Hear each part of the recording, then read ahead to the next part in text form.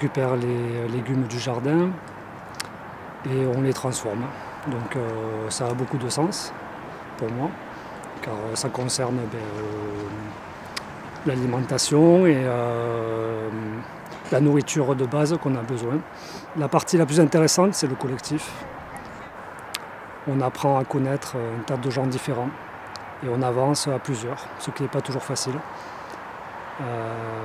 Ce qui pose aussi la question de la taille de la structure, car c'est important quand même de se concentrer sur une activité particulière. Et il faut prendre le temps de découvrir quelques semaines, il me semble, voire quelques mois, et de s'orienter en conséquence vers une activité qui nous passionne.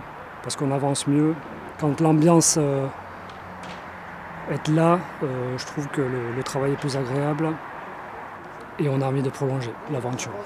Alors individuellement, des fois on aimerait que ça soit un peu plus radical. Je pense que quand on arrive en groupe, il faut faire un peu plus de compromis pour avancer, mettre un peu d'eau dans son vin. C'est avant tout d'avancer collectivement qui est important et de vivre en société parce que tout seul on ne peut pas faire grand-chose. Alors l'idée de résistance, c'est fondamental.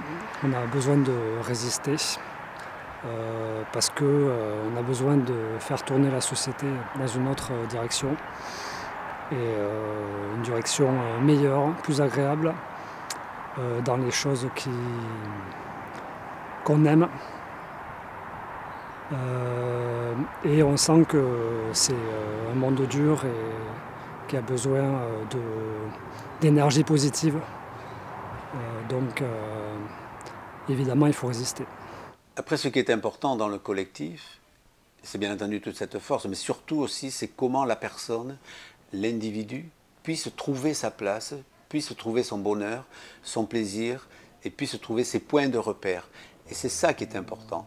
Et c'est pour ça qu'à un moment donné, dans le cadre du village, notre réflexion, c'est justement de voir comment la personne peut trouver sa place dans ce collectif. Bien sûr, le nombre de ce collectif, au premier abord, peut impressionner. Mais à un moment donné, ce nombre-là permet justement de créer des liens plus forts, plus distants, avec différentes personnes. Mais moi, comment je trouve ma place dans ce collectif? C'est ça qui est important. Et c'est pour ça que l'on a pu créer au niveau déjà de l'habitat, cet habitat autonome qui permet justement, à un moment donné, parce que même si on a besoin du collectif, mais on a besoin aussi d'indépendance. On a besoin, entre guillemets, de solitude.